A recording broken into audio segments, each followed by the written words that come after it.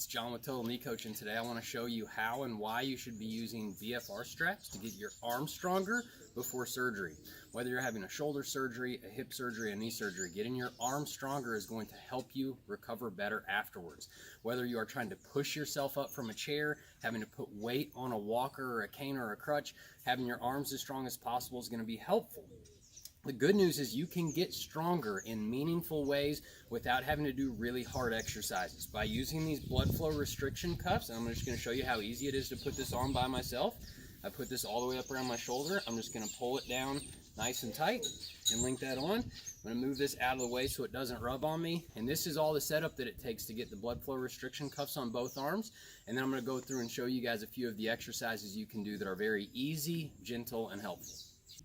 One of my first and favorite exercises that I do myself and recommend for my patients to do using the blood flow restriction cuffs is a very gentle and easy push-up from a chair.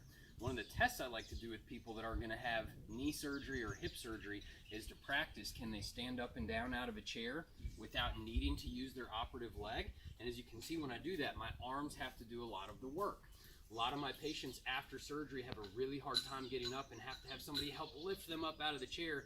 You don't want to have to do that. So one of the exercises that can be really good, and we want to make this easy enough that you can do 30 in a row for starters, is just to practice kind of lifting yourself up and down from a chair. You can use your legs to help a little bit. It's going to be the exact movement you're going to need to do after surgery.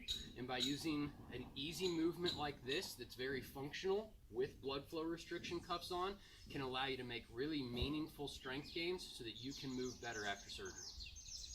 In addition to using that push-up from a chair exercise as one of my favorites, I usually like to combine 2 or 3 exercises that I circuit through while I'm using blood flow restriction.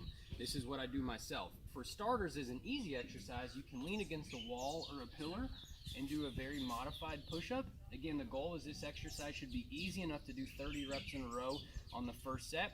I'll help you personalize and figure out how hard the exercise should be, how many repetitions you need to do, and how many sets you need to do. If doing something like this is too easy, what I do myself is I just go ahead and get all the way down on the ground, and I can work on doing kind of a modified push-up or a full push-up, depending on how strong you are and what your starting point is going to determine how hard and how many to do. And so while I really like the functional carryover of pushing off of a chair or having to bear your body weight against the surface, the third exercise that I usually incorporate in my own to work on my grip strength and to work on the lifting strength this way is just to get a weight that's very reasonable. So for me, I can do this with as little as 5 pounds, something that I'm having to hold on to while I'm doing a simple bicep curl. And by doing 4 sets of 30 repetitions with a light weight while I'm using the blood flow restriction cuffs, I'm going to be able to get meaningful strength and size gains in my arms.